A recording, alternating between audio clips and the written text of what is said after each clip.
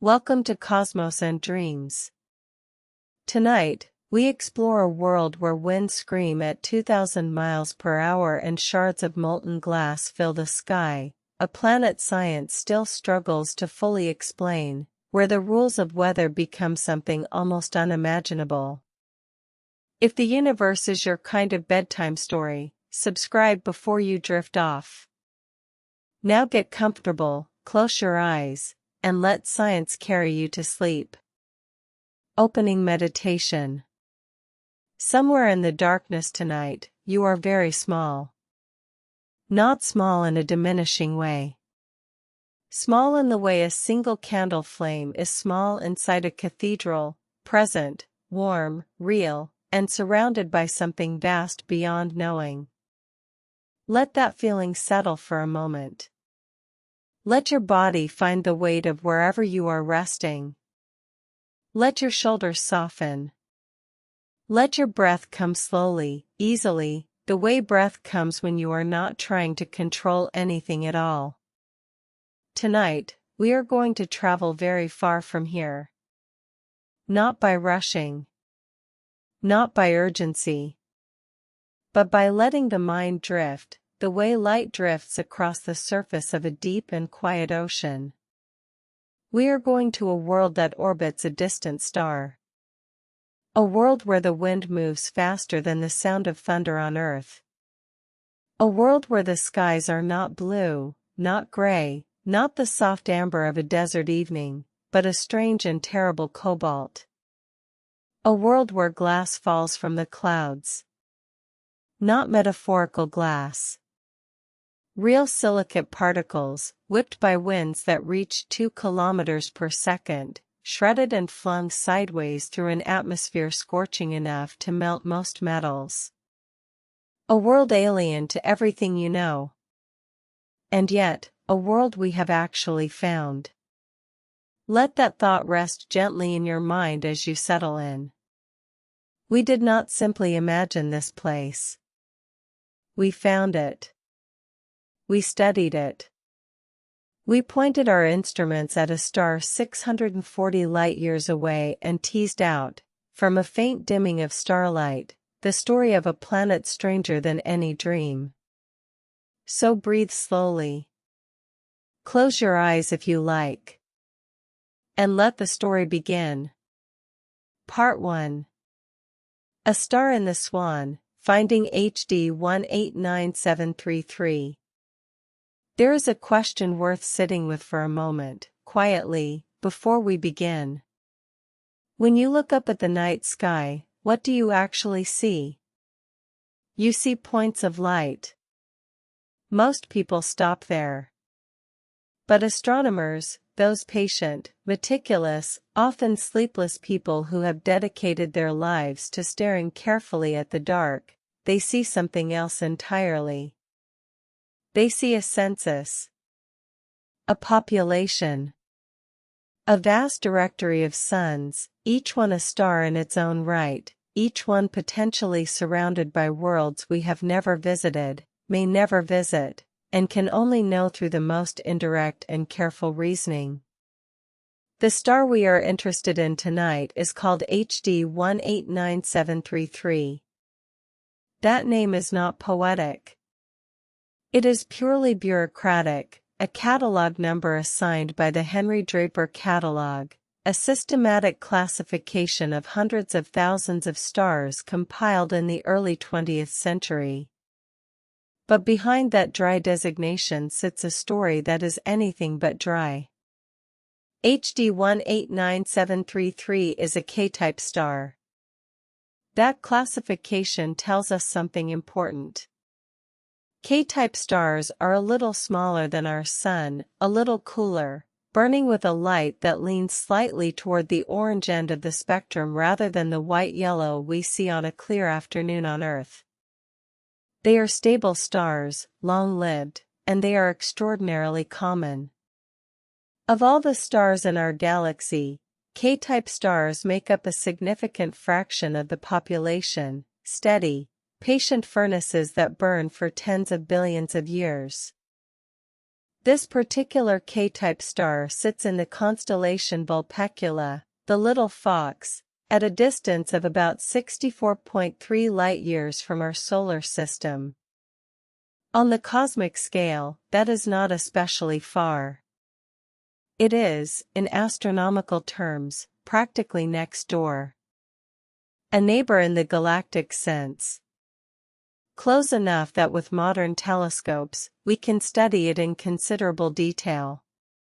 Close enough that we can measure the faint temperature variations across its surface.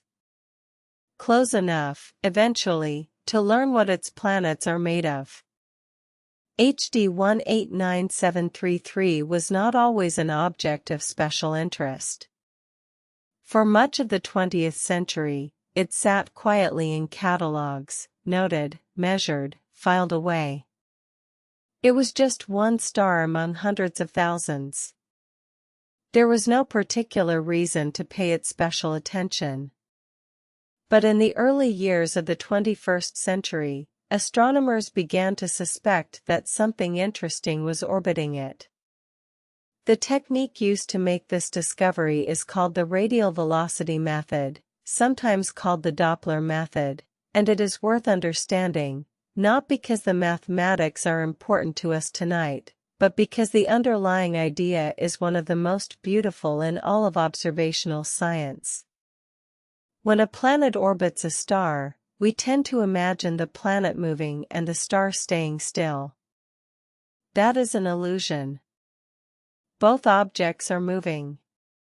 Both the planet and the star orbit their shared center of mass, a point in space between them, closer to the star because the star is so much more massive, but not exactly at the star's center. The star wobbles.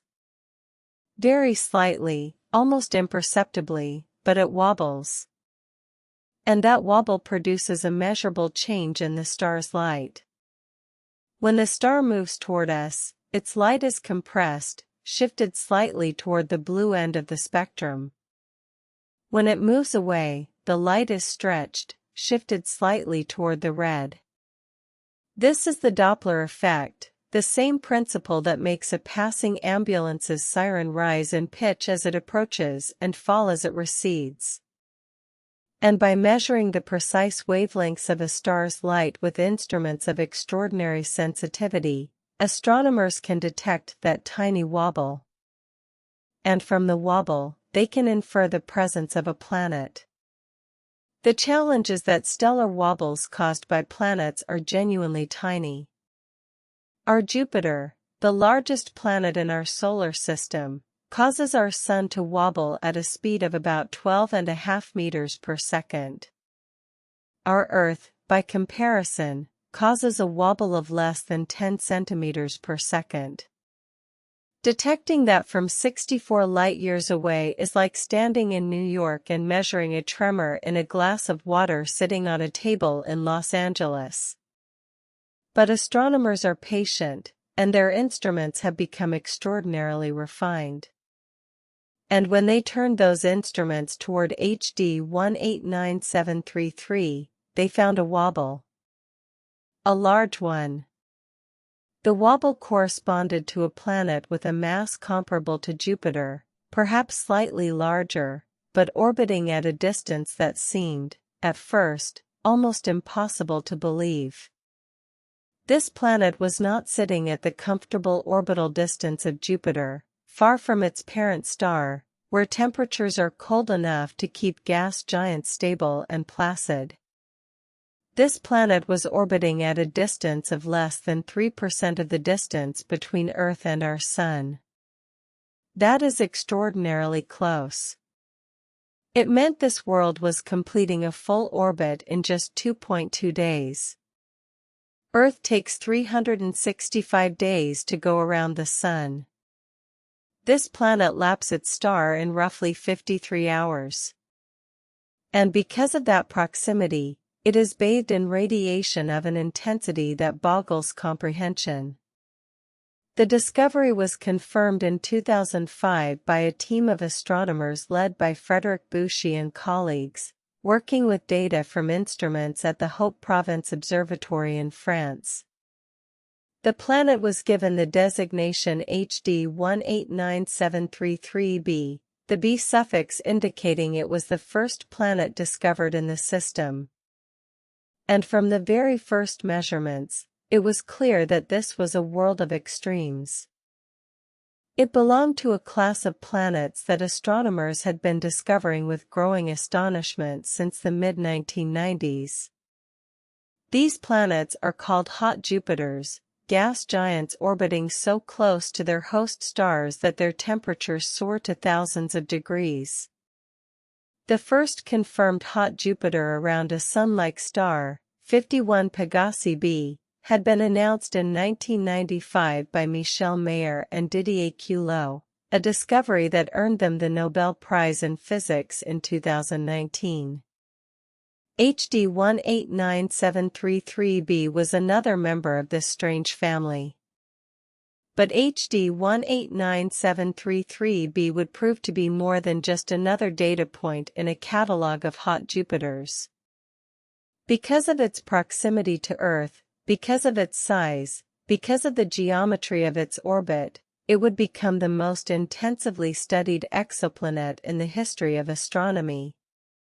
The world where scientists would learn, for the very first time, what the weather on another planet actually looked like.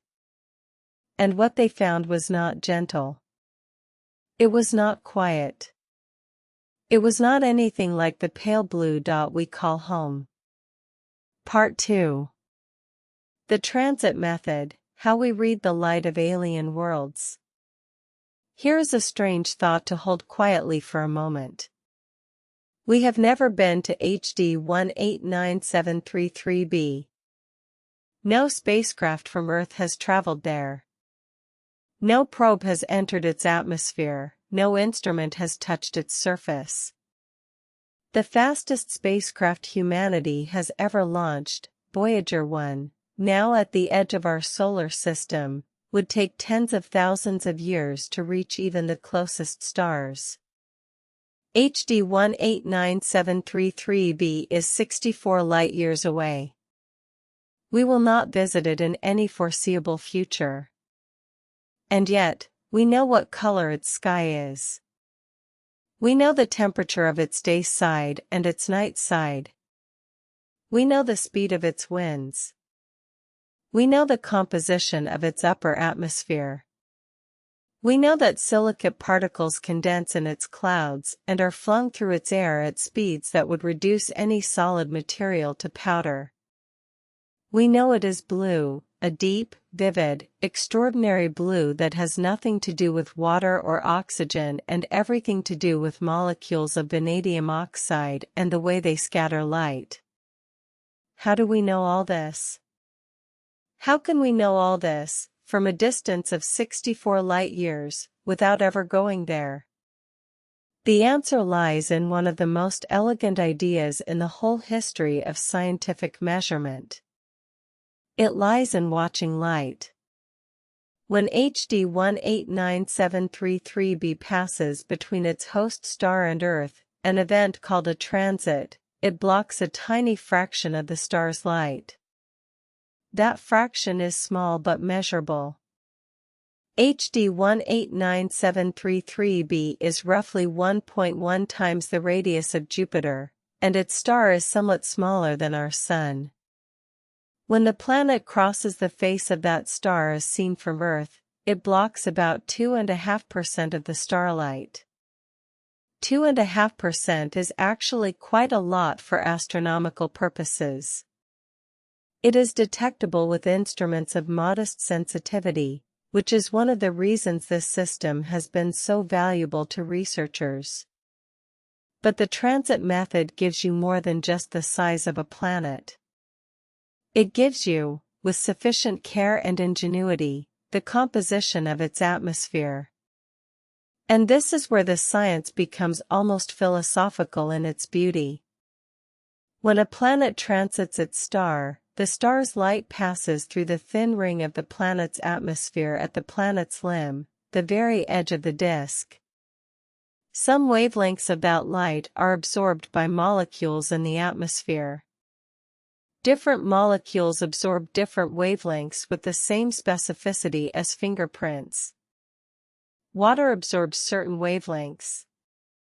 Sodium absorbs others. Carbon dioxide, methane, silicates, each has its own signature. By studying which wavelengths are missing or diminished during a transit, astronomers can identify what molecules are present in the planet's atmosphere. This technique is called transmission spectroscopy, and it is arguably the most important tool we have for understanding the atmospheres of worlds we cannot visit. It is the science of reading an alien sky by studying the gaps in the light that has passed through it. In the case of HD 189733b, transmission spectroscopy has revealed an atmosphere of staggering complexity. There is methane. There is carbon dioxide. There are traces of water vapor. There are sodium atoms high in the atmosphere. There are molecules that absorb light in the infrared in ways consistent with silicate aerosols, tiny particles of rock essentially dissolved into the atmospheric gas at high altitudes. And most strikingly, there appears to be a Rayleigh scattering signature so strong and so consistent with magnesium silicate particles that it explains, entirely, why the planet appears so vividly, so startlingly blue. Rayleigh scattering is the same process that makes our own sky blue. On Earth, the nitrogen and oxygen molecules of our atmosphere scatter short blue wavelengths of sunlight more efficiently than longer red wavelengths. Look up on a clear day and you see the cumulative effect of billions upon billions of those scattering events, a hemisphere of blue. On HD 189733b, the scattering is being done not by gas molecules but by tiny silicate particles. The effect is the same, an intense preference for scattering blue light, but the scale is different, and the particles are harder, sharper, and moving at speeds that our atmosphere never approaches. There is another technique that astronomers have used to study this world, and it is called the secondary eclipse. When the planet passes behind the star, hidden from our view, the total brightness of the star and planet system dips slightly because we are no longer seeing the light reflected from or emitted by the planet. By comparing the brightness before, during, and after this secondary eclipse, astronomers can measure the infrared light coming from the planet itself. They can take a sort of temperature reading of its surface. They can map, in broad strokes, the heat distribution across the planet's day side. It was through this technique, using the Spitzer Space Telescope in the mid-2000s, that astronomers first produced a temperature map of an exoplanet, and that map was of HD 189733b. What they found was that the day side of the planet, the side that always faces its star, locked in permanent noon by tidal forces, reaches temperatures around 1,000 degrees Celsius. The night side is cooler, but not dramatically cooler. The temperature difference between day and night is smaller than simple physics might suggest, because the winds on this planet are so ferocious that they carry heat around from the day side to the night side before it can fully dissipate. The atmosphere is so efficient at redistributing heat that the entire planet is hot, hot in a way that makes the concept of a temperate zone seem almost laughably optimistic. And those winds. Those extraordinary winds. Let us spend a moment with them, because they are central to everything that happens in this alien sky. Part 3. Winds of an Alien World. The physics of speed beyond imagining. What does wind mean to you, here, tonight? Perhaps it means the gentle movement of a curtain. Perhaps it means a storm that shook your windows once, something forceful and memorable. Perhaps it means the steady trade winds over an open ocean, reliable, purposeful, enormous in their reach. On Earth, the fastest winds ever recorded in a natural surface event occurred in tornadoes, around 480 kilometers per hour, briefly, in a cone of destruction no wider than a few hundred meters. The fastest sustained surface winds from a hurricane might reach 320 kilometers per hour. The jet streams, those great rivers of air flowing in the upper atmosphere, travel at speeds between 100 and 300 kilometers per hour. These speeds feel enormous to us. They can level buildings. They can carry ships. They have shaped history, driven exploration, sunk fleets, and inspired mythology. The winds of Earth are forces to be reckoned with. On HD 189733b, they would be invisible by comparison. The atmospheric wind speeds measured on HD 189733b, derived through Doppler wind mapping, a technique that uses the blue shift and red shift of spectral lines to determine how fast atmospheric gases are moving, had been estimated at approximately 5,400 miles per hour, or roughly 8,700 kilometers per hour. Some estimates place them even higher. The speed of sound in Earth's atmosphere at sea level is approximately 1,235 kilometers per hour. The winds on HD 189733b are moving at roughly 7 times the speed of sound. Pause and let that settle. 7 times the speed of sound.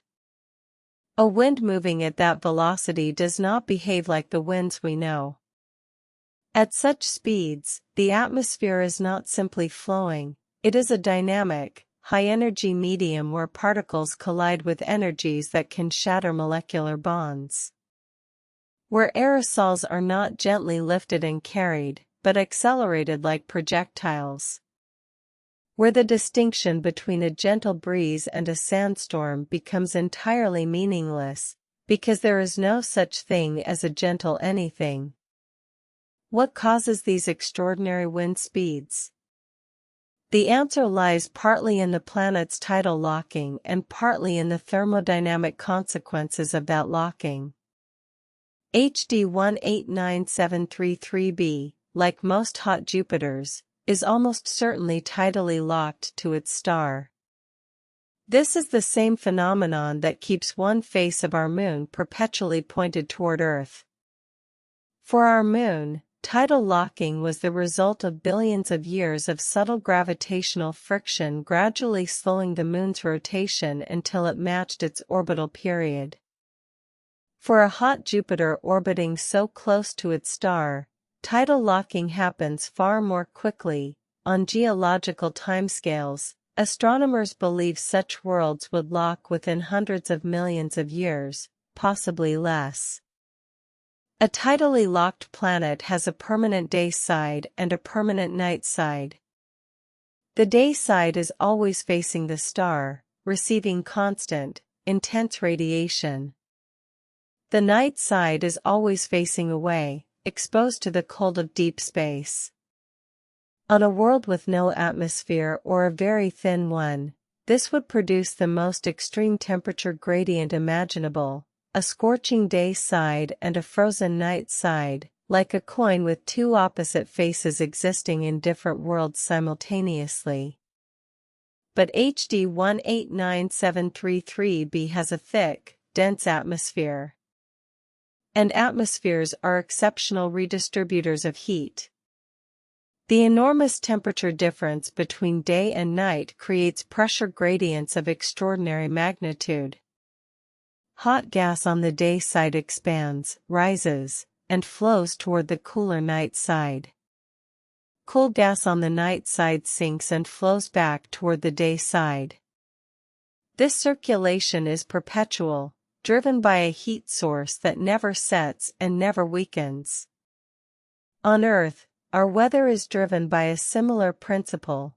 The differential heating of equatorial and polar regions creates pressure gradients, which drive wind systems.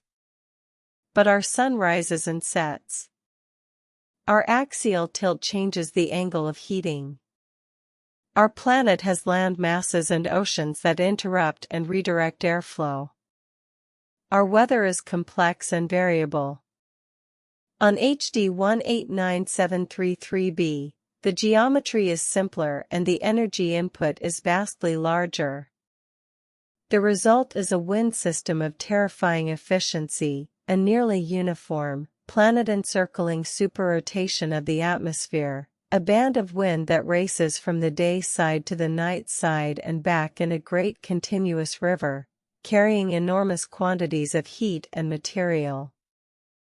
This phenomenon is called atmospheric superrotation, and it is not unique to HD 189733b. It has been predicted theoretically for tidally locked planets and observed or inferred on several others. But the scale on HD 189733b is particularly dramatic. The winds are not uniform from pole to equator. They are fastest at the equator, where the temperature gradient is most acute. At higher latitudes, the flow is somewhat slower. Turbulent eddies and vortices develop where different air masses meet. The physics of this atmosphere is not simple. It is a three-dimensional, time-evolving fluid dynamics problem of extraordinary complexity, and modeling it accurately requires some of the most powerful supercomputers in the world. But even in simplified models, the picture is clear. The atmosphere of HD 189733b is in constant, violent motion. Nothing on its surface, if there were a surface to speak of, which there is not, as this is a gas giant, would ever know stillness. There is no concept of calm on this world. There is only wind, and the wind carries with it the most extraordinary cargo. It carries glass. Part 4. Silicate rain, when rocks fall from the sky. There is a question that takes a moment to properly appreciate. On Earth, we are accustomed to thinking of rocks as solid, stationary things. They sit in the ground. They form mountains. They are, in the most casual sense, the opposite of the sky. Rock and sky are different categories. One is below. One is above. What would it mean for rock to fall from the sky? Not meteorites, those are rocks from outside our atmosphere, visitors from space. Not volcanic ash, which is crushed and suspended rock but still grounded in an earthly process.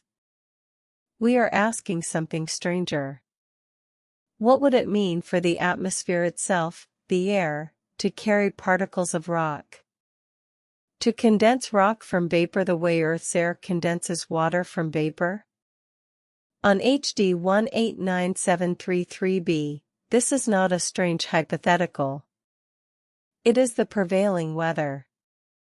The temperatures in the upper atmosphere of HD 189733b, on the day side, reach approximately 1000 degrees Celsius. That is hot enough to vaporize many silicate minerals. Silicate minerals, compounds built around silicon and oxygen, the most common mineral type in rocky planetary bodies throughout the universe, have melting points that vary widely, but most common silicates begin to melt between 800 and 1200 degrees Celsius, and at higher temperatures, they vaporize entirely, becoming part of the gas phase of the atmosphere. So on the day side of HD 189733b, the atmosphere contains not just hydrogen and helium, the dominant gases of a Jovian world, but also vaporized silicate material. Rock, dissolved into the air. As this silicate-laden air is carried from the roasting day side toward the cooler night side, driven by those supersonic winds we discussed, it cools. And as it cools, the silicate vapor begins to condense. Just as water vapor in Earth's atmosphere condenses into water droplets when it reaches the right temperature and pressure, silicate vapor on HD 189733b condenses into tiny particles of silicate. But here is where the story becomes extraordinary. The particles that form are not soft water droplets. They are glass. They are amorphous silicate material, the same basic chemical family as the glass in a window, the glass in a lens, the glass in the beautiful curved bowls of ancient craftspeople. The chemistry is more complex, of course, and the exact composition varies, but the fundamental character of these particles is glassy, hard, sharp-edged, transparent to certain wavelengths of light, opaque to others. And they are moving at 8,700 kilometers per hour. In the context of Earth, we might think of the nearest analog as a sandstorm. A severe sandstorm in a desert can carry particles of silica, silicon dioxide, one of the most common silicate compounds, at speeds of perhaps 100 kilometers per hour.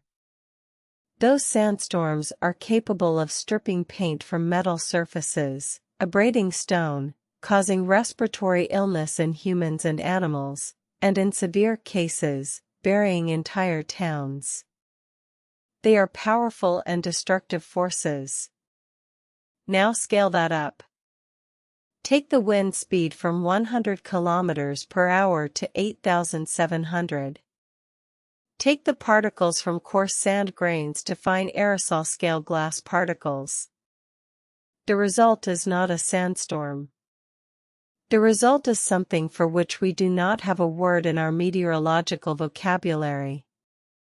The term that has caught popular imagination is glass rain, or, more accurately, sideways glass rain, because the wind moves so much faster than any gravitational settling of particles that the dominant direction of particle movement is horizontal, not vertical. On HD 189733b, glass does not fall down. It falls sideways, carried by a wind that makes the idea of gravity almost secondary.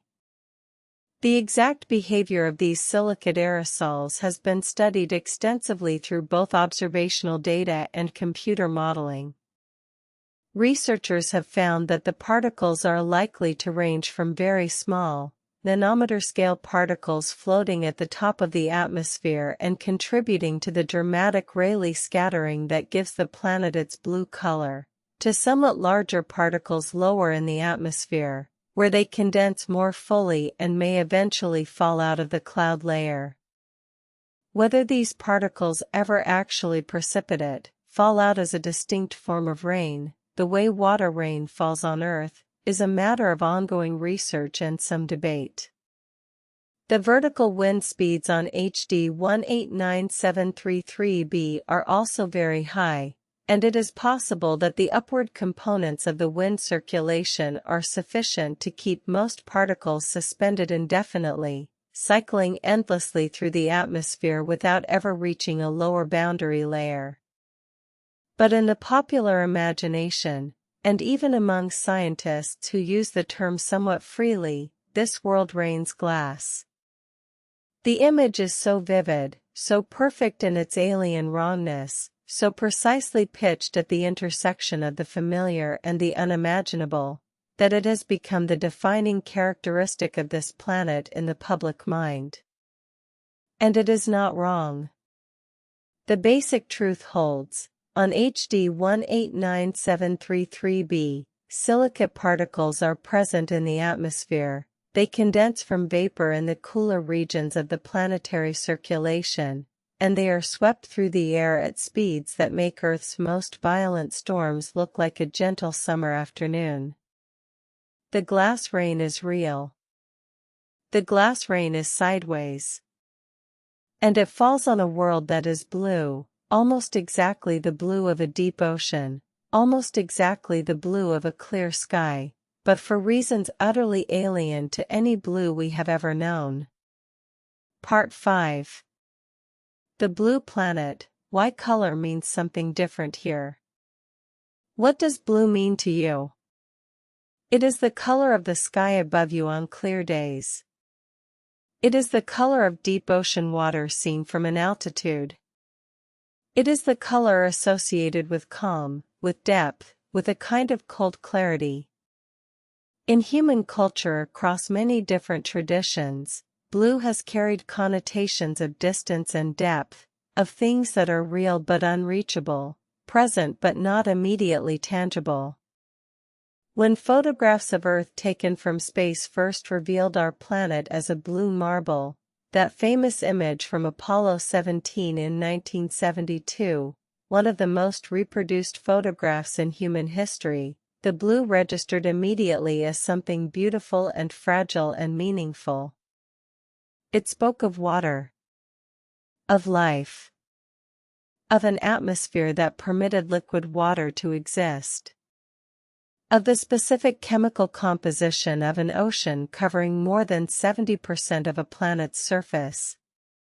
Blue meant home. HD 189733b is also blue. Distinctly, vividly, deeply blue. And yet its blue means something entirely different. It means danger. It means heat. It means glass suspended in scorching winds. It means a world hostile to any form of life as we currently understand it. Instead, astronomers used a subtle technique that relies on the difference between how a planet's atmosphere absorbs versus reflects different wavelengths of light. During the secondary eclipse, when the planet passes behind the star, the reflected visible light from the planet disappears from our measurements. Just before the eclipse and just after it, that reflected light is present. By carefully subtracting one from the other, astronomers can in principle isolate the contribution of the planet's reflected light and determine its spectrum, its color signature. This was done using the Hubble Space Telescope's imaging spectrograph, and the results were published in 2013 by a team led by Tom Evans of the University of Oxford. The analysis showed that the planet preferentially reflected blue wavelengths of light, that it appeared more blue than any other color. It was the first exoplanet to have its color determined directly from reflected light. The reason for the blueness, as we discussed briefly earlier, is Rayleigh scattering by silicate aerosol particles. But it is worth understanding this more deeply, because the physics is elegant and strange. Rayleigh scattering, named for Lord Rayleigh, the 19th-century British physicist John William Strutt, 3rd Baron Rayleigh, who explained the blue color of Earth's sky among many other contributions to physics, describes how particles much smaller than the wavelength of light scatter electromagnetic radiation. The key feature of Rayleigh scattering is that it is strongly wavelength dependent. Shorter wavelengths, toward the blue end of the visible spectrum, scatter approximately 16 times more strongly than longer wavelengths toward the red end. On Earth, this scattering is performed by gas molecules, primarily nitrogen, N2, and oxygen, O2, which are indeed much smaller than the wavelengths of visible light. The gas molecules scatter blue light in all directions, making the sky appear blue when you look at any part of it that is not the direct disk of the sun. On HD 189733b, the scattering particles are not gas molecules but tiny glass aerosols, silicate particles small enough to still be in the Rayleigh scattering regime for visible light. These particles scatter blue light with even greater efficiency than gas molecules, because silicate material has a higher refractive index than air. It interacts more strongly with light. The result is a planet whose entire sky is saturated with scattered blue light. And because the planet is so close to its star, bathed in such intense radiation, and because the scattering is so efficient, the reflected visible light that escapes back to space is strongly blue-dominated. There is an irony here that is worth pausing to appreciate. Earth's blue color, seen from space, is primarily from water, the oceans. A planet of life. A planet of extraordinary fortunate chemistry. HD 189733b's blue color comes from glass aerosols in a poisonous, scorching atmosphere. Two blue planets, utterly different in nature, arriving at nearly the same visual impression through utterly different physical mechanisms. The universe, it seems, has a fondness for blue. But not all blues are equal. There is another layer to the color story of HD 189733b. While the Rayleigh scattering from silicate aerosols accounts for the overall blue appearance, the atmosphere also contains other chromophores, color-producing chemical compounds.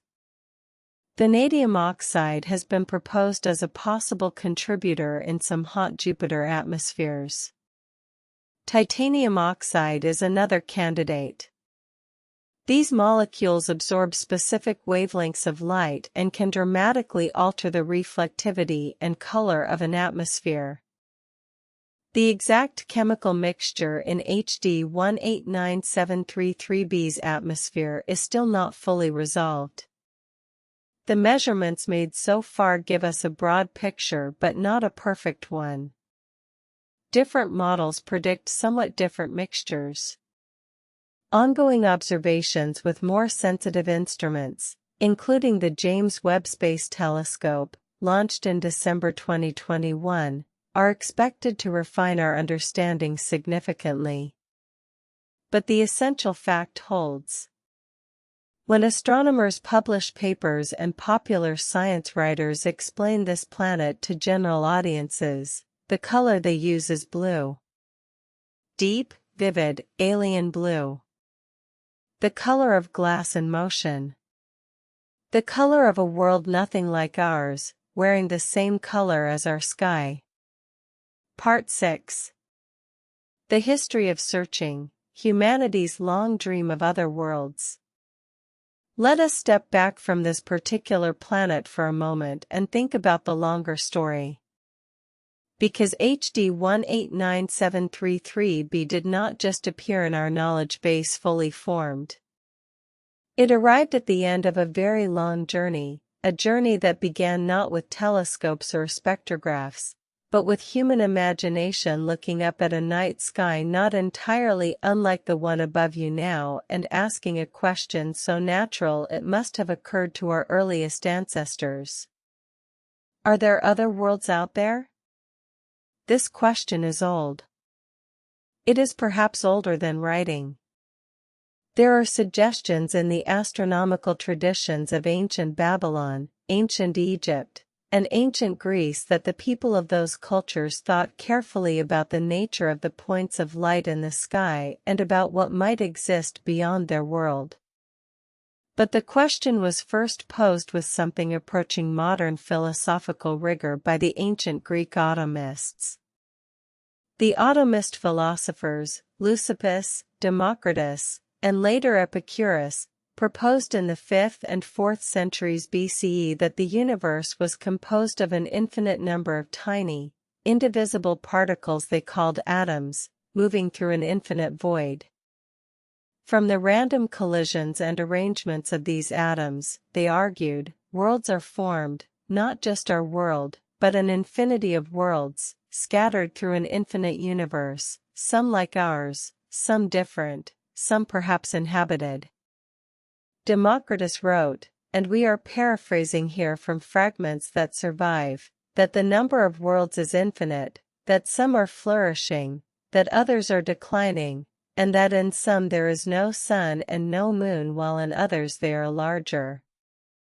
These thoughts were not based on observation, but on a philosophical extrapolation from the principle that nature does not play favorites. If conditions existed to form one world, similar conditions must exist elsewhere, and similar conditions must produce similar results. Epicurus, writing in the late 4th and early 3rd centuries BCE, developed this idea further and with more explicit force. He argued in his letter to Herodotus that there are infinite worlds both like and unlike our own.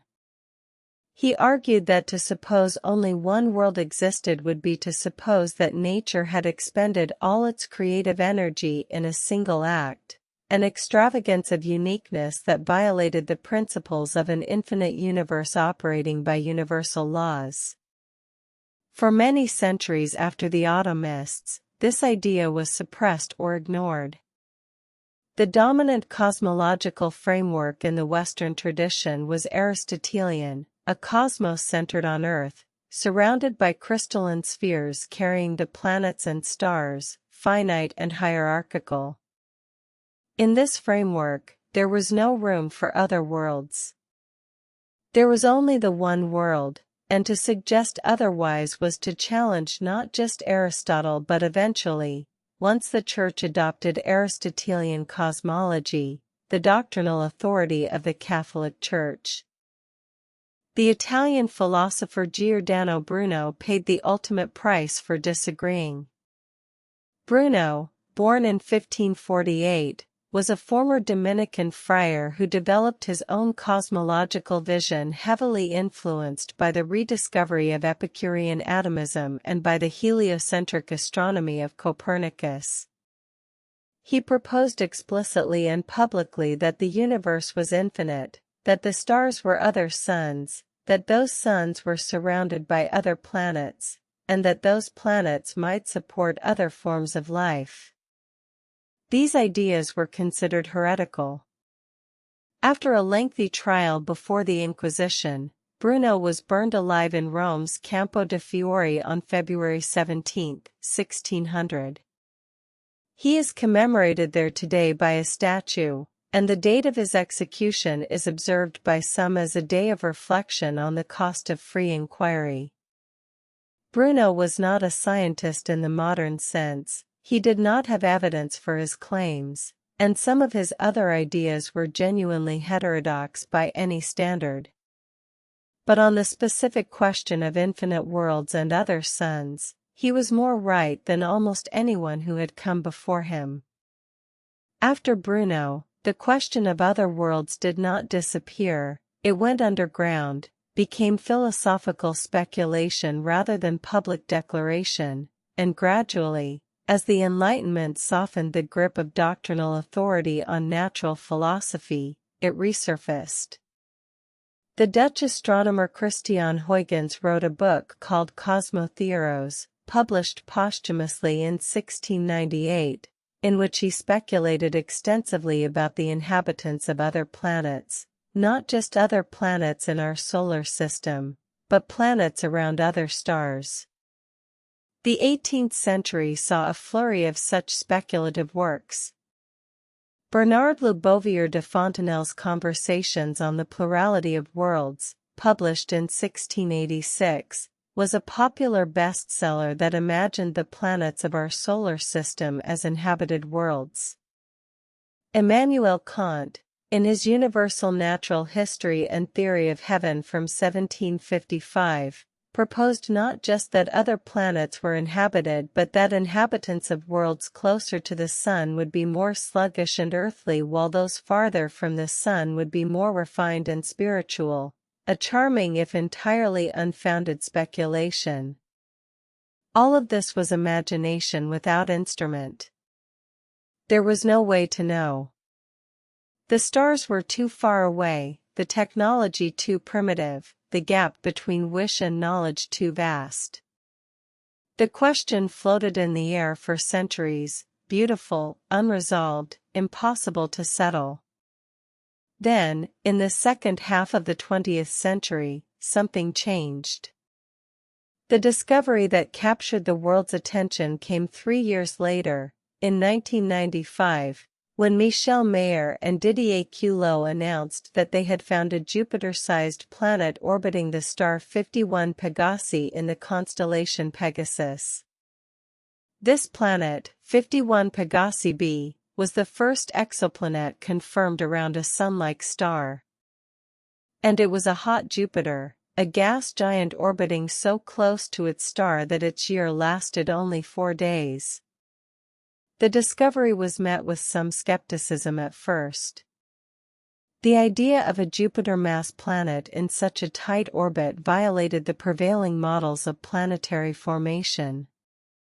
Gas giants, it was thought, could only form far from their stars, in the cold outer regions of protoplanetary disks where volatile materials could condense. A gas giant at 51 Pegasi b's orbit seemed physically impossible. It was not impossible. It required a revision of the models that now incorporated planetary migration, the process by which planets formed far from their stars and spiraled inward as they interacted with the disk of gas and dust from which they formed.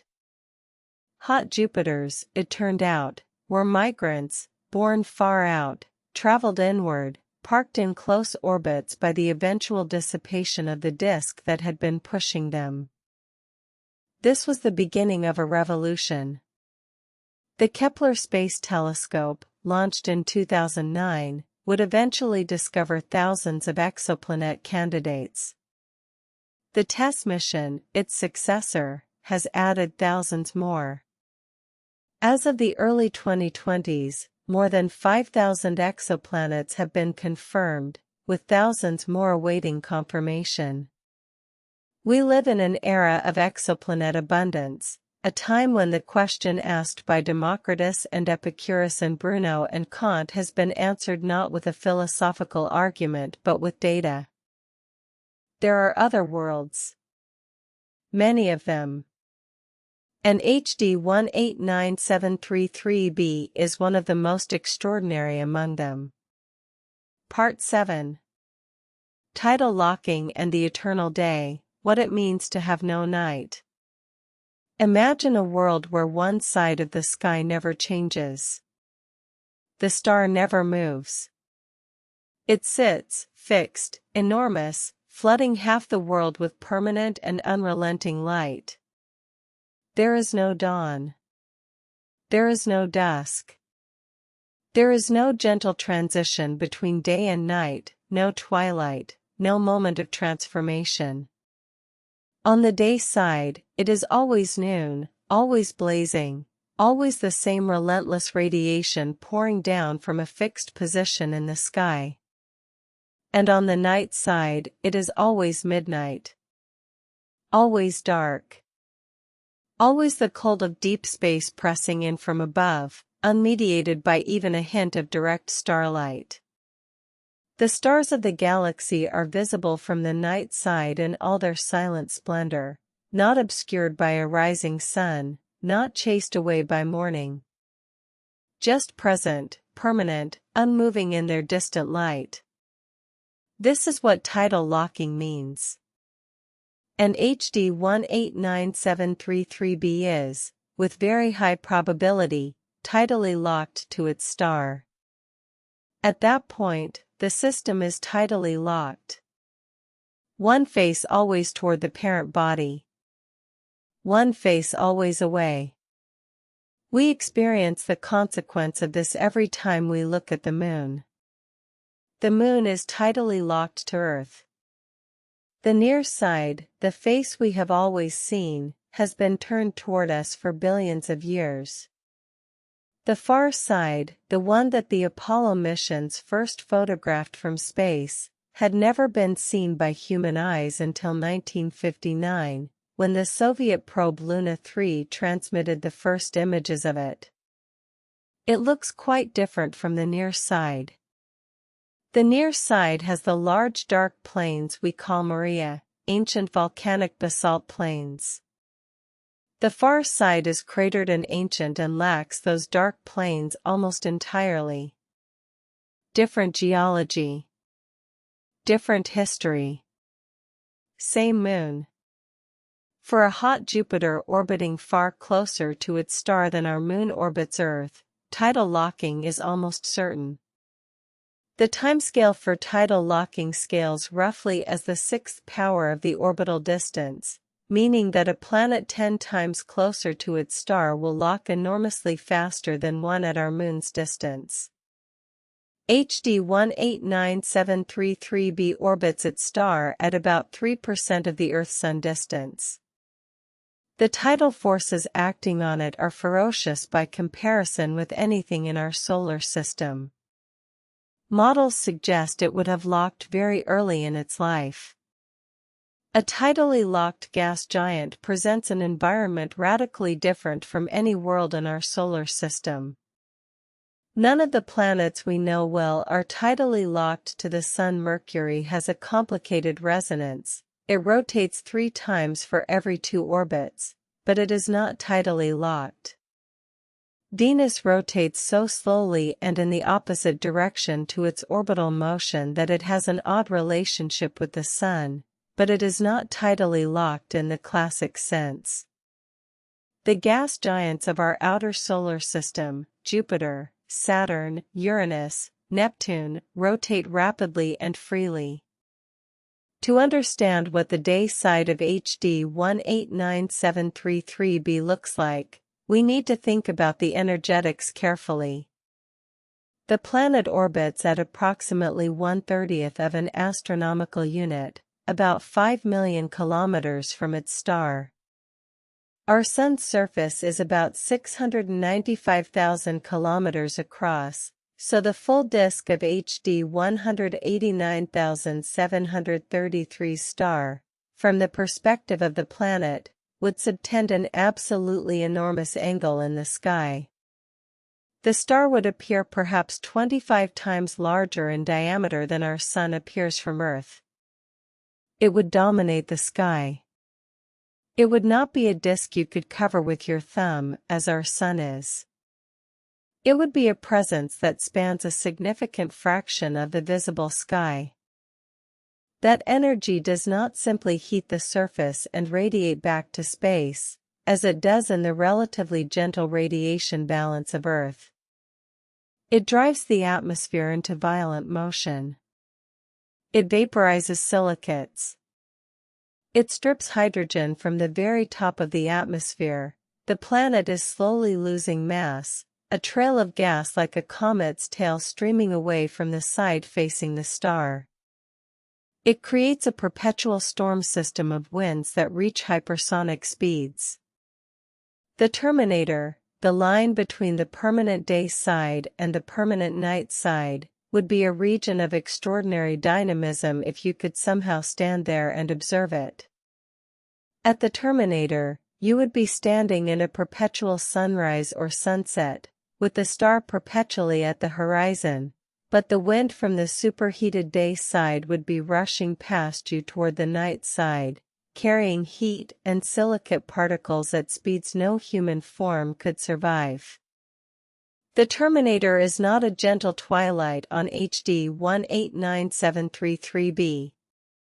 It is the boundary between 2 extreme regimes, and it is as violent as any region on this violent world. What would exist on the night side? The temperatures there are still very hot by earthly standards, perhaps around 500 to 700 degrees Celsius, compared to the 1000 degrees of the day side. Not cool. Not hospitable. But cooler. In the planetary circulation models, the night side may be where silicate clouds condense most readily, where the glass rain is most persistent, where the cooled atmosphere descends back down before being swept around again toward the day side. The night side is also darker. Not dark as we know night, not illuminated by a bright moon and scattered starlight in a sky above a living world. Dark as deep space is dark. A hot, dark, silicate clouded, windswept darkness. No star rising. No dawn approaching. just the permanent absence of direct starlight, and the howling, glass-laden wind. Part 8. James Webb and the New Telescope Era, Seeing Deeper Than Ever Before. There is a moment in the study of any subject when the tools available catch up to the questions being asked. In medicine, it was the development of the microscope in the 17th century. Suddenly, the world that had been theorized, cells, microorganisms, the fine structure of tissue, became visible, and observation replaced speculation. In genetics, it was the sequencing of the human genome. In cosmology, it was the development of radio telescopes and then orbiting space telescopes that could see past the blurring effect of Earth's atmosphere. In the study of exoplanet atmospheres, that moment is now. It succeeded. After a journey to the second Lagrange point, a gravitationally stable location about 1,500,000 kilometers from Earth, where it orbits the Sun in sync with our planet while being shielded from solar light and heat, JWST began its observations in 2022. The telescope was designed with exoplanet science explicitly in mind. Its primary mirror is 6.5 meters in diameter, compared to the Hubble Space Telescope's 2.4 meters. It observes primarily in infrared light, which is crucial for studying the thermal emission and atmospheric composition of exoplanets. And its sensitivity is so extraordinary that it can detect spectral features in exoplanet atmospheres that would have been entirely inaccessible to previous instruments. The observations conducted with JWST have already provided new insights into the atmosphere of this world that we could not achieve before. The thermal emission spectrum, the infrared light coming directly from the planet's own heat, has been measured with a precision that allows more detailed mapping of temperature profiles at different depths in the atmosphere than was previously possible. Carbon dioxide, water vapor, and other molecular species have been detected with greater clarity. The structure of the cloud and haze layers has been probed more deeply. But perhaps more importantly, JWST observations of HD 189733b and other hot Jupiters are refining the general models of exoplanet atmospheres that will eventually be applied to smaller, more Earth-like worlds orbiting at more temperate distances from their stars. The hot Jupiters are, in a sense, the training data. They are the planets with such strong signals, such bright, clear, easily measured atmospheric features, that they allow astronomers to develop and validate the techniques that will eventually tell us whether a rocky planet orbiting another star has water, oxygen, methane, or any of the other chemical signatures we associate with life. The dream, the great overarching dream of exoplanet science, is the detection of a biosignature, a chemical or physical signature in a distant planet's atmosphere that cannot easily be explained without invoking life. On Earth, our atmosphere's combination of oxygen, methane, water vapor, and ozone is thermodynamically unstable. Without the continuous biological replenishment of oxygen by photosynthesis and methane by microbial life, these molecules would react with each other and disappear. The persistence of this disequilibrium is itself a signature of life. Detecting such a signature in the atmosphere of a distant planet would be the most profound discovery in the history of science. It would not be proof of life, it would require careful ruling out of abiotic explanations. But it would be the most compelling circumstantial evidence we could possibly obtain without actually traveling there. That discovery has not been made yet. But JWST is making it more achievable with every observation. The rocky planet TRAPPIST-1e, orbiting a cool red dwarf star about 40 light-years from Earth, is considered one of the most promising candidates for a potentially habitable world within JWST's observational reach. Several of the TRAPPIST-1 planets have already been studied with JWST, with initial atmospheric constraints published. The work is ongoing. But tonight, in thinking about HD 189733b, we can appreciate something else about JWST.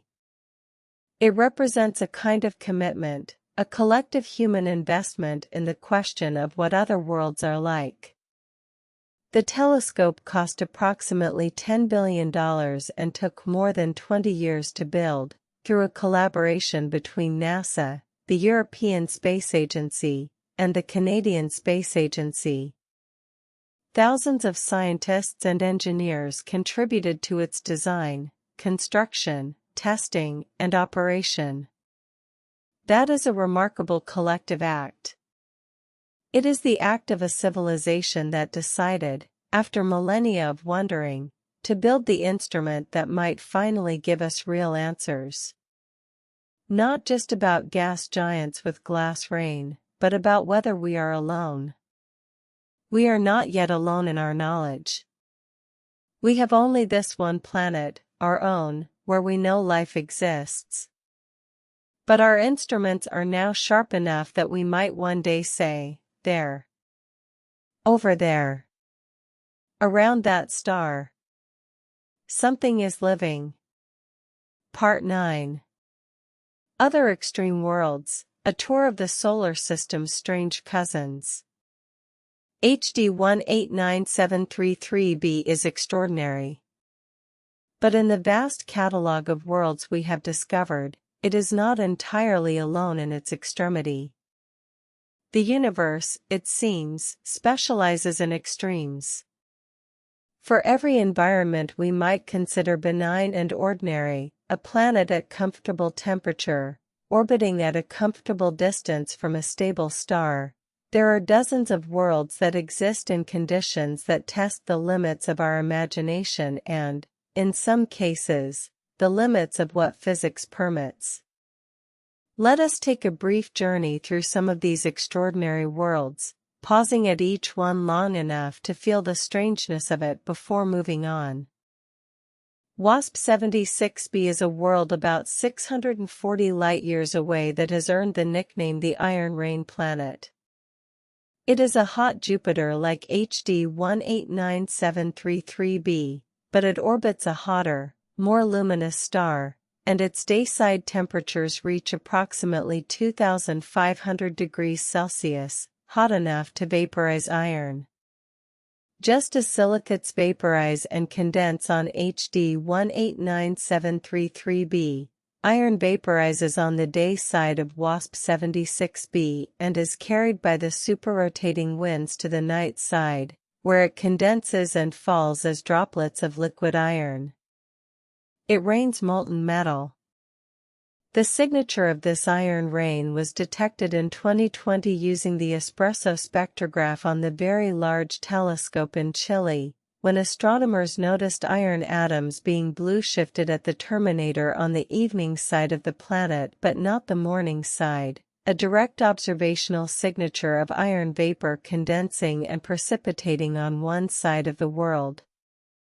55 Cancri is a world about 41 light-years away, orbiting its star in less than 18 hours.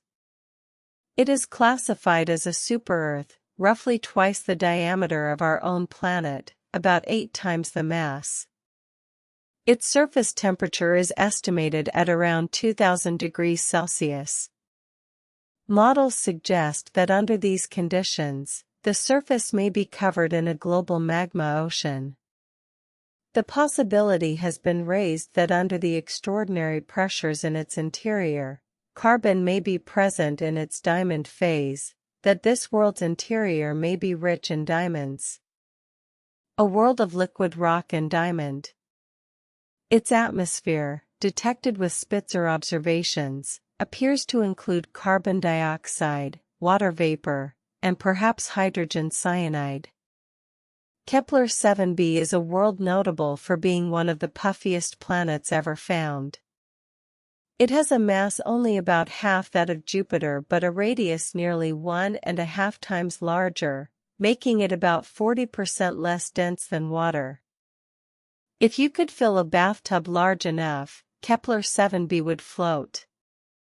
It is so distended, so low density, that it essentially resembles a gas ball that has been stretched and puffed to improbable proportions by the intense radiation of its nearby star. It reflects light in a peculiar way, with asymmetric brightness across its disk that suggests cloud formation preferentially on the western side, a result of the atmospheric dynamics of tidal locking. GJ 436b is a world that should not be possible, and yet it is. It is a Neptune-sized planet orbiting so close to its red dwarf star that it receives enormous radiation.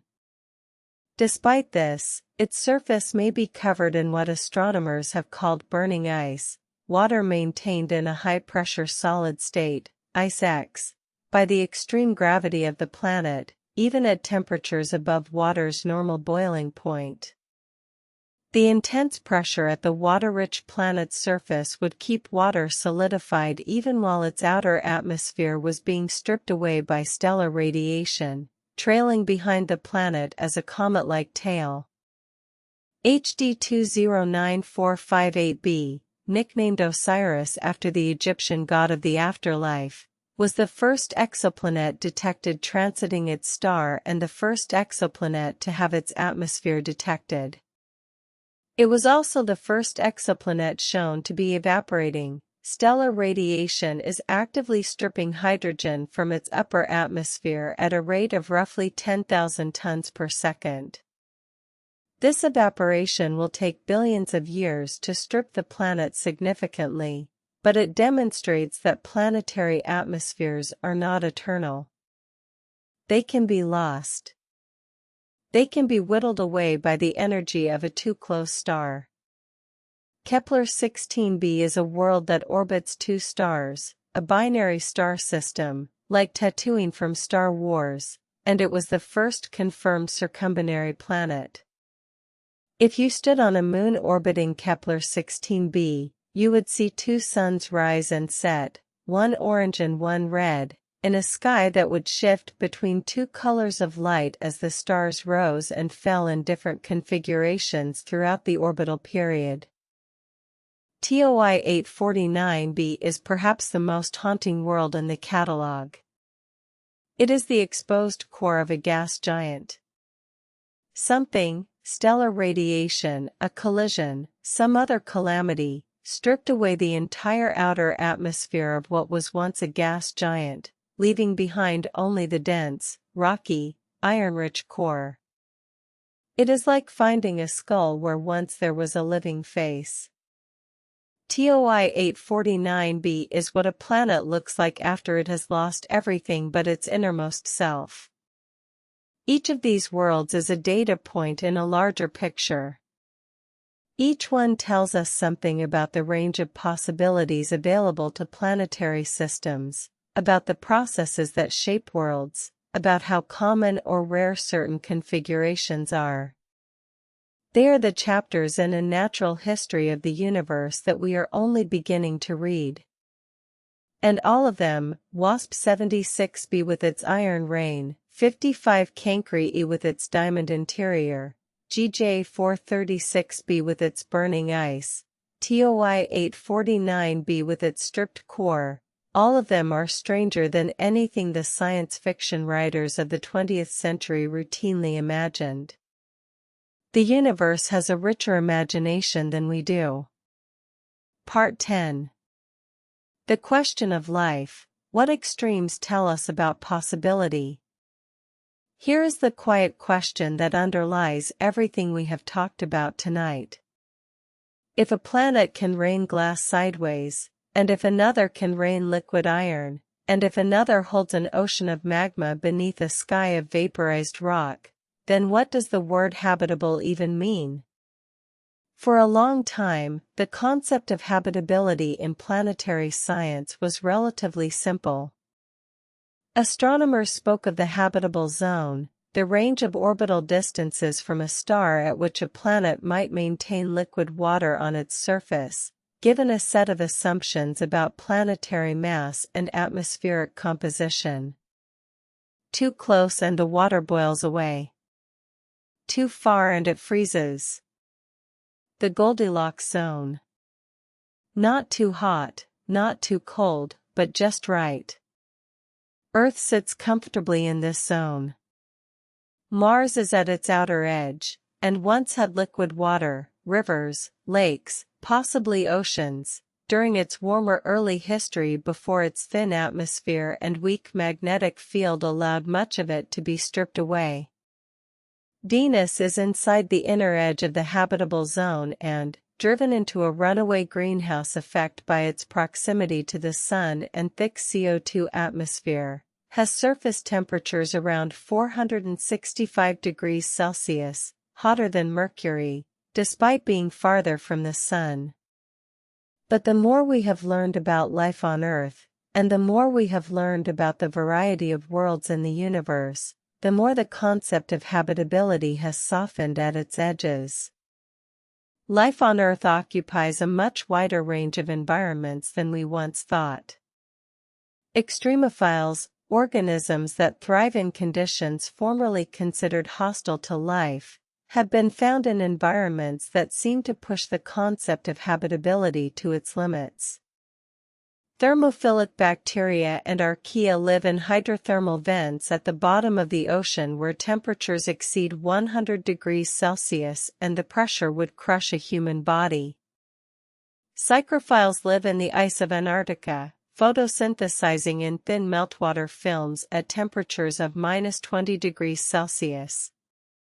Acidophiles live in hot sulfuric acid springs. Halophiles live in salt concentrations 5 times higher than seawater. Barophiles live under the crushing pressures of the deep sea. Radiotolerant organisms survive in environments of extreme radiation that would cause lethal DNA damage in humans in minutes.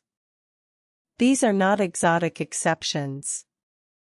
They are the demonstrations of life's extraordinary biochemical flexibility.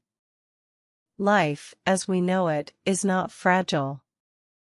It is tenacious, inventive, and capable of finding a metabolic niche in almost any environment where there is energy to harvest and chemistry to work with. This understanding has expanded the concept of where in the universe we might look for life. The icy moon Europa, orbiting Jupiter, is thought to have a liquid water ocean beneath its frozen surface, warmed not by the sun but by tidal heating as Jupiter's enormous gravity squeezes and stretches the moon in its orbit. Enceladus, a moon of Saturn, actively vents water vapor from its southern pole, water that has been analyzed by the Cassini spacecraft and found to contain organic compounds, molecular hydrogen, and silica nanoparticles consistent with hydrothermal chemistry similar to the deep-sea vents on Earth. Titan, Saturn's largest moon, has a cycle of methane rain and rivers and lakes, not water, but a hydrocarbon liquid cycle that some theorists have proposed could support life operating on fundamentally different chemistry than our own. None of these worlds is in the traditional habitable zone. All of them receive far less solar energy than Earth. And yet multiple independent lines of evidence suggest that conditions for complex, interesting chemistry, and perhaps life, may exist in all of them. Returning to HD 189733b, is there life there? Almost certainly not. The temperatures are far too high. The atmosphere is far too energetic and chemically too reactive for the complex organic molecules of life as we know it to persist. The silicate glass rain would be the least of the problems. No DNA, no protein, no membrane could exist in an environment where every molecular bond is under constant assault from 1000-degree heat and supersonic winds. But the question is worth asking not because the answer is yes, but because asking it forces us to clarify what we mean. Why is life impossible there? Temperature, chemistry, energy balance.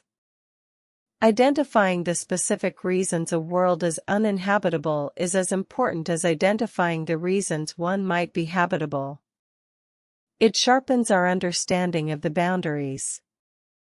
And those boundaries, we have learned, are not where we first drew them. Life does not need a quiet, temperate, sunlit surface. Life needs energy, chemistry, and stability on timescales long enough for complexity to develop. Different environments provide these in different combinations.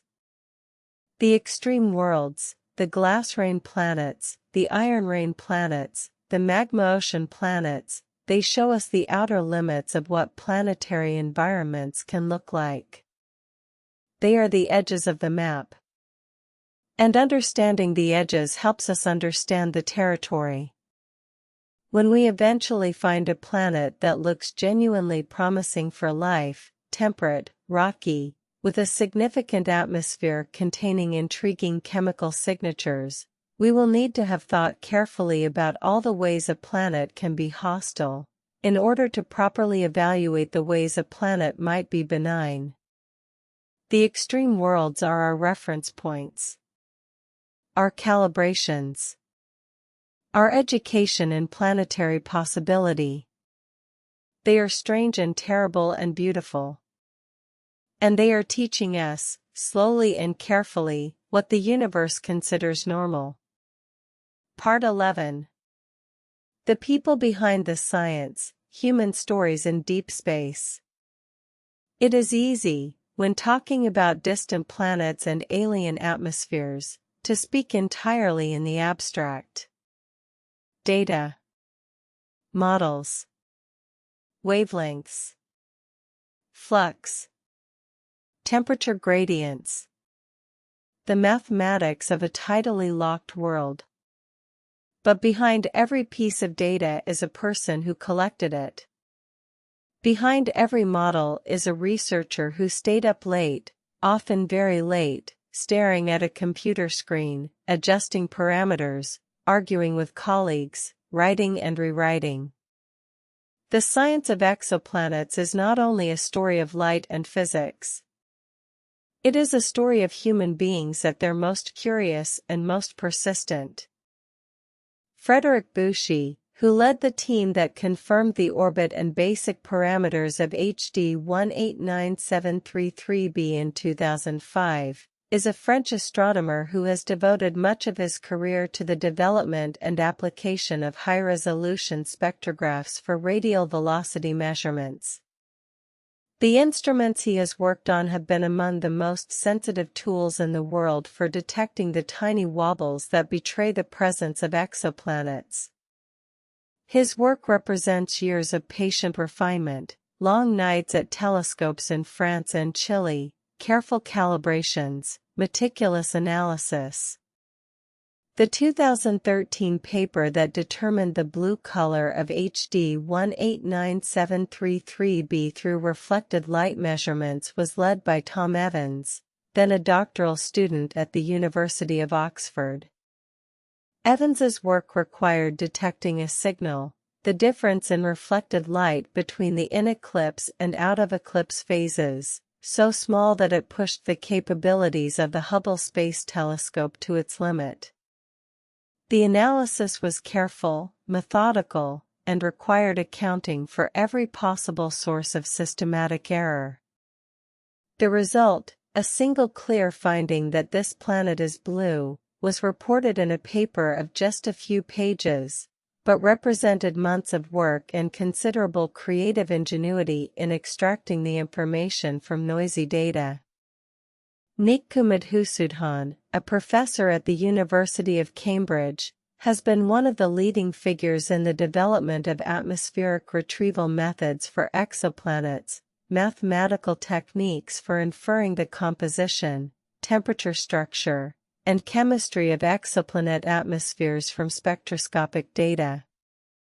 His work has been applied to HD 189733b and dozens of other exoplanets, and it represents the frontier of our ability to understand distant atmospheric chemistry.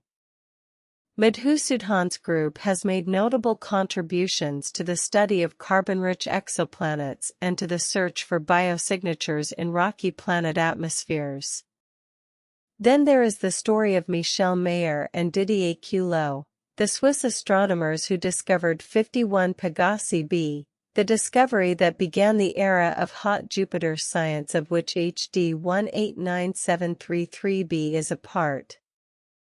Mayor and Queloz worked at the Observatoire de Genève, using a spectrograph called Elodie that Mayor himself had been instrumental in developing. The night of October 6, 1995, when they first published their result, changed astronomy permanently. Queloz has spoken in interviews about the strangeness of that moment. He recalled how he first saw the signal in the data and thought he had made an error. A Jupiter-mass planet in a 4-day orbit? It made no sense according to the models. He checked the data again. He checked it again. He consulted Mayor. They thought about what false signals could produce such a pattern. And eventually, with extraordinary care, they ruled out the alternatives and accepted the conclusion. There was a planet there.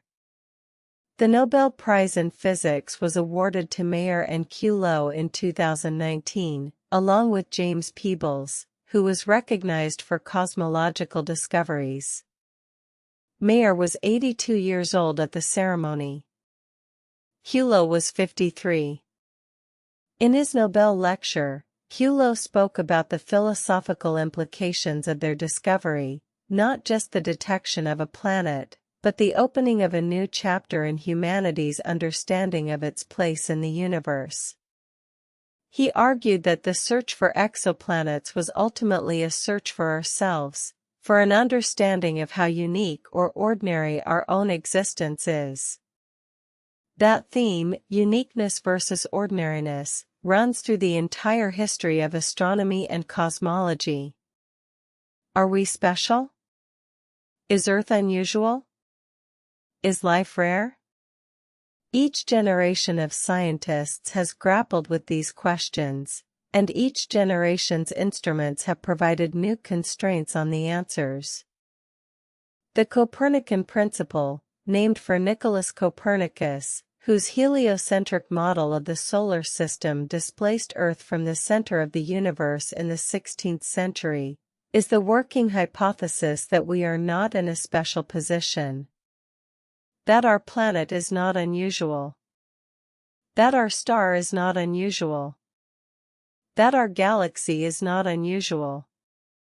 That if we look at the universe broadly, we should expect to find the kinds of things we see in our own backyard, including, perhaps, life. The evidence from exoplanet science is broadly consistent with the Copernican principle. Planets are common. Rocky planets in the habitable zone are not rare. The chemical building blocks of life, carbon, hydrogen, oxygen, nitrogen, phosphorus, sulfur, are among the most abundant elements in the universe. The conditions for interesting chemistry seem to arise readily wherever matter and energy meet. But the Copernican principle does not require that we are ordinary in every respect. It requires only that we not assume we are special without evidence. And the evidence, so far, does not tell us definitively either way about the prevalence of life. It tells us that the conditions for life may be common. It does not tell us whether life actually arises wherever those conditions exist. That is the question that drives the researchers. That is the question that keeps the lights on in the laboratories and the observatories late at night. That is the question to which HD 189733b, in its extreme alienness, contributes a piece of the answer, not directly, not by harboring life, but by showing us the full range of what a planet can be, so that we can appreciate, with increasing precision, what makes a planet the kind of place where life might find a foothold. The people who do this work are, in a quiet way, doing something profound. They are not searching for alien civilizations with radio telescopes or scanning the skies for signals from intelligent beings. They are doing something more patient and more fundamental. They are learning what the universe looks like, planet by planet, spectrum by spectrum, data point by data point. They are building the map. And maps are made by people who are willing to go slowly, carefully, and persistently into territory that others have only imagined. Part 12. What HD 189733b teaches us, the meaning of an alien world. Let us spend a little time now thinking about what it all means. Not what it means in the abstract, the way a textbook might summarize findings, but what it means in the deeper sense, what this particular planet, discovered and studied in our particular moment in history, tells us about who we are and where we stand. HD 189733b is, first of all, a demonstration of what science can do. This world was not found by accident. It was found by the systematic application of carefully developed techniques, by instruments built with extraordinary precision, by teams of researchers who combined their expertise across multiple disciplines, spectroscopy, stellar physics, fluid dynamics, atmospheric chemistry, computer modeling, to extract information from the faintest of signals. The planet itself provided us with only indirect evidence of its existence. It did not announce itself. It left only the subtlest of fingerprints in the light of a star that, to the naked eye, is invisible from Earth without a telescope. And from those fingerprints, we assembled a portrait. Not a complete portrait, there is still much we do not know, and every new observation raises new questions. But a genuine portrait. We know its size. We know its mass. We know its temperature. We know the speed of its winds. We know the composition of its atmosphere. We know why it is blue. We know the likely physical process that produces those extraordinary silicate clouds. We know that it is tidally locked, that it has a permanent day side and a permanent night side, that its atmosphere is being slowly stripped away by the radiation of its star. That is a remarkable body of knowledge about a world we have never approached, on a planet orbiting a star we will never visit. It is the product of human ingenuity applied to nature's most subtle signals. It is science functioning at its finest. But HD 189733b is also something else. It is a reminder of scale. We live on a world that feels, in our daily experience, large. Countries are large. Oceans are large. Mountain ranges are large. The sky above us seems endless, and the distance to the horizon feels significant. But from space, Earth is small. From the moon, Earth fits behind your thumb if you hold your hand at arm's length. From Mars, Earth is a tiny blue dot. From Saturn, it is barely distinguishable from the background stars. From the distance of HD 189733b, 64 light-years, our Sun is simply one more point of light in a galaxy of 400 billion. HD 189733b is one planet among what astronomers estimate may be trillions of planets in our galaxy alone. The Milky Way contains somewhere between 200 and 400 billion stars, and the data from the Kepler mission suggests that, on average, each star has at least one planet. Some stars have many. The number of planets in our galaxy is, by any conservative estimate, several hundred billion. And our galaxy is one of roughly 2 trillion galaxies in the observable universe. The number of planets in the observable universe is, effectively, beyond meaningful comprehension. It is a number so large that every human who has ever lived, multiplied by every second they lived, multiplied by every breath they took, would not approach it. And of those trillions upon trillions of worlds, we have so far characterized in any meaningful detail fewer than a few dozen. We are at the very beginning. This is not a cause for despair. It is a cause for wonder. We are a species that has existed, in our modern anatomical form, for perhaps 300,000 years. For most of that time, we had no idea that the points of light in the night sky were other suns. We had no idea that the universe was vast in the way it is vast, not just large, but incomprehensibly large, ancient in ways that make our history look like a rounding error, and structured in ways that we are only beginning to understand. In the last few decades, a geological microsecond of our species' existence, we have developed the tools to begin answering questions that our ancestors could only ask. Are there other planets? Yes. Are there Earth-like planets? Apparently yes. Are there planets that rain glass? Yes, and we have studied one extensively. Are any of those other planets alive? That question remains unanswered. And here is where HD 1897333b, that strange blue world of glass and storms, becomes philosophically interesting in a way that goes beyond its specific exotic features. It is one of the vivid demonstrations that the universe is not designed for our comfort. It is not arranged around the needs of life as we know it. Most of it, by volume, by mass, by the number of planets, is hostile to us in the most fundamental way.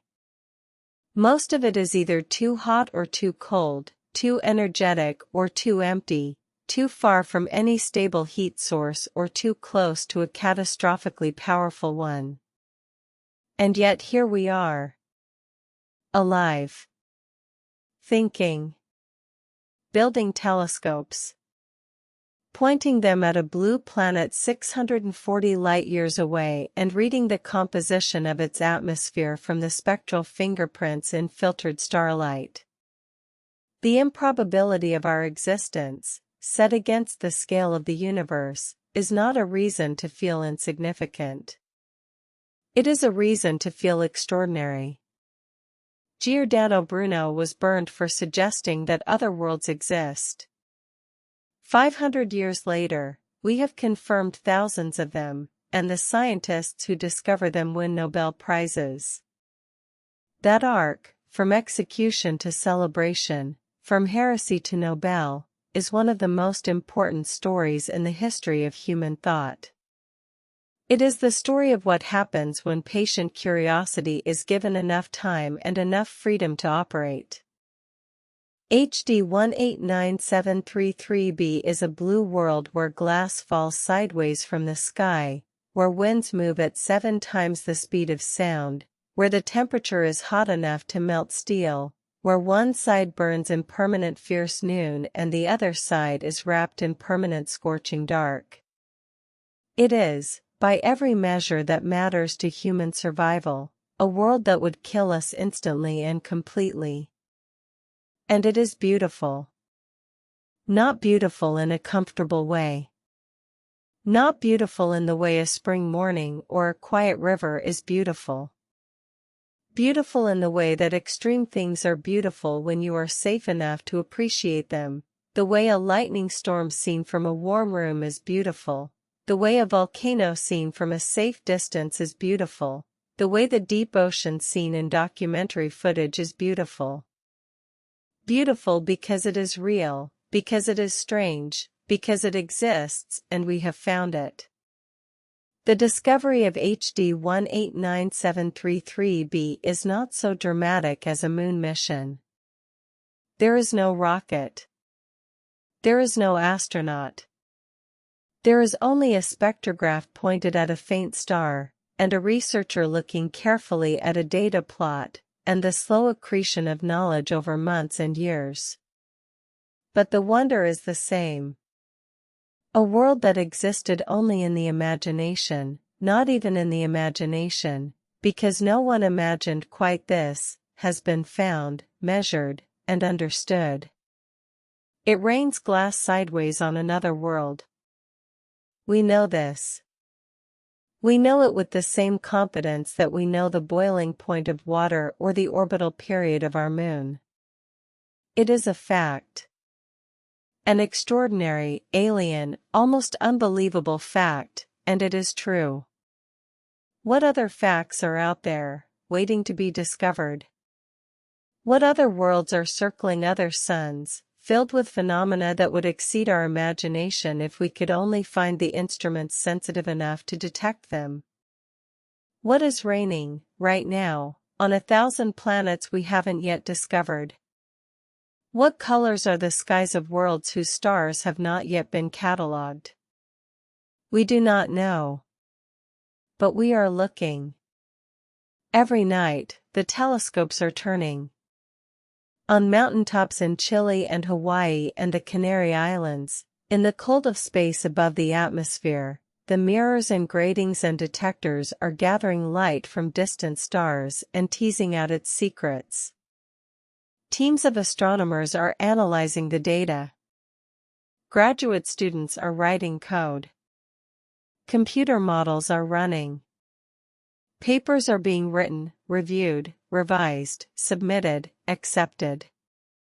Slowly, patiently, one spectral line at a time, one transit at a time, one secondary eclipse at a time, we are building a picture of what the universe looks like on the surface of its worlds. Not just the surfaces of planets in our solar system, we have visited several of those, at least with robots, but the surfaces of worlds around other stars. Worlds we will never walk on. Worlds we will never breathe under. Worlds we know only through the most elegant and careful tricks of physics. HD 189733b will continue to be studied. As instruments improve and new analysis techniques are developed, the picture of this world will become sharper and more complete. The James Webb Space Telescope is already providing data of unprecedented quality. Future telescopes, ground-based extremely large telescopes with mirrors 30 and 40 meters in diameter, and potential future space telescopes designed specifically for direct imaging of exoplanets, will add more.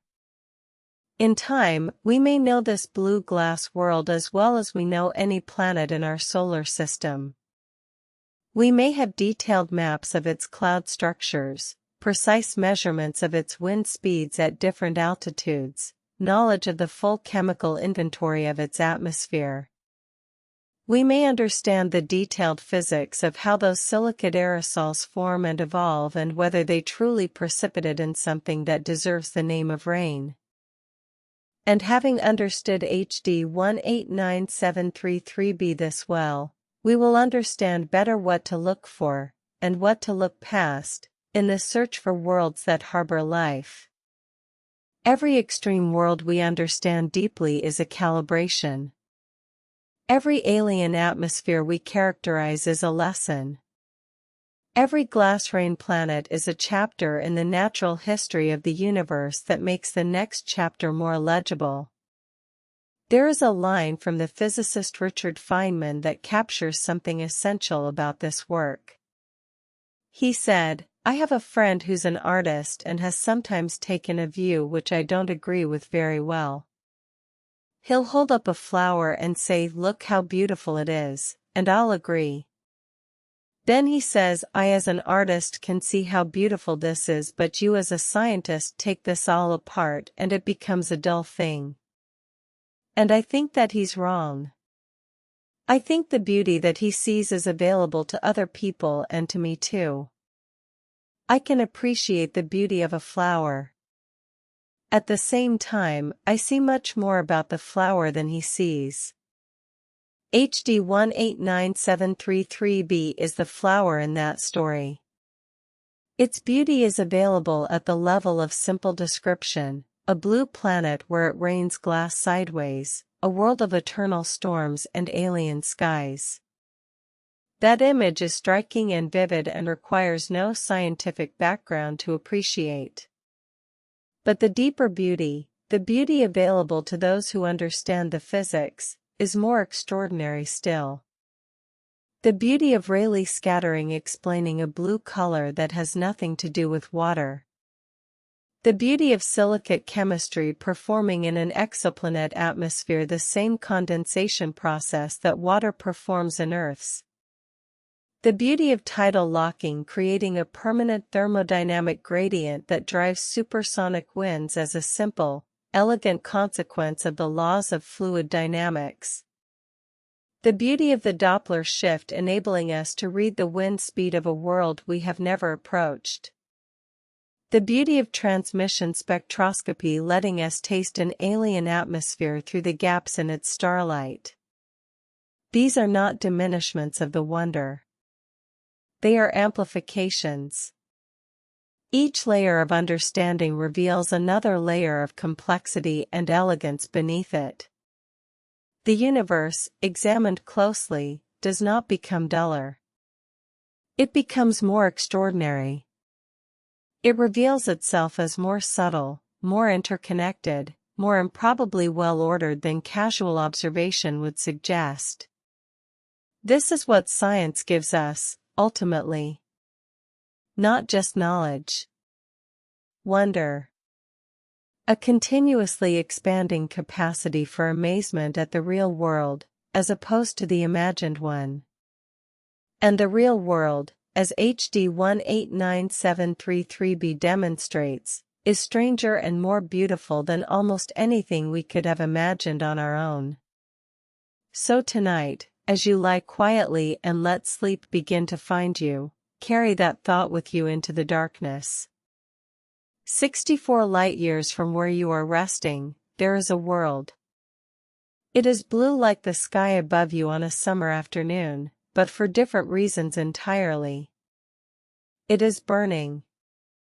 It is howling. It is wrapped in perpetual glass-laden wind. And it is real, and we found it, and we understand it, and every night the telescopes are turning, looking for the next one, and the one after that, and the one after that. The universe is full of worlds we have not yet imagined. And we are the species that is slowly, carefully, patiently learning to imagine them by finding them. Closing meditation. Let the glass rain fall, 64 light-years away, in perfect silence from where you lie. You cannot hear it. You cannot feel it. The winds of that world move at speeds that would scatter thought itself, and yet here you are, still, quiet, breathing slowly in a place of warmth and safety. The contrast between there and here is part of what makes here remarkable. We so rarely notice the gentle perfection of our own world, the right temperature, the right pressure, the right amount of oxygen, the right distance from a star that rises and sets and gives us the gift of morning. We move through it as though it were ordinary, because to us it is ordinary. It is all we have ever known. But it is not ordinary. It is extraordinary. It is the outcome of billions of years of planetary evolution, of the gradual settling of conditions into a narrow band of possibility that permits liquid water and complex chemistry and, eventually, sleeping creatures who dream. Breathe in the ordinariness of your world tonight. Feel the weight of your body in this gravity, which is neither too strong nor too weak. Feel the temperature of the air, which lies in a range that permits you to exist. Listen, if you can, to the silence, which is the signature of an atmosphere calm enough to rest in.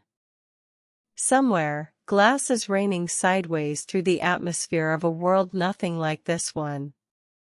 And somewhere, perhaps, in the long and patient future of our searching, we will find a world something like this one, a world where the wind is gentle enough to sleep in, where the temperature is right for dreaming, where something is awake and wondering about the blue glass storms of HD 189733b. Until then, rest here. In the extraordinary ordinariness of a world that got it right. Let your breath slow to nothing remarkable. Let the stars outside your window burn, each one a sun, each one perhaps surrounded by worlds, each one a story waiting for the right instrument to read it. You are part of this universe.